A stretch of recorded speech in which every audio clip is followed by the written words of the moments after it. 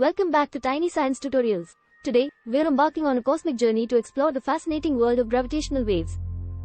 Gravitational waves are ripples in the fabric of spacetime itself, created by the acceleration of massive objects, such as merging black holes or neutron stars.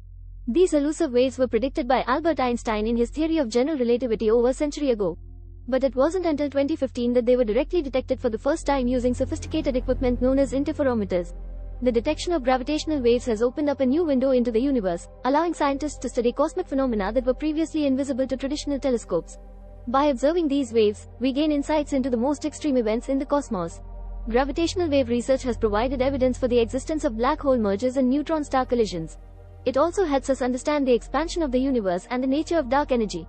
By studying gravitational waves, we're not only advancing our understanding of astrophysics but also gaining deeper insights into the fundamental nature of space and time. And that concludes our 1-minute journey through the captivating world of gravitational waves.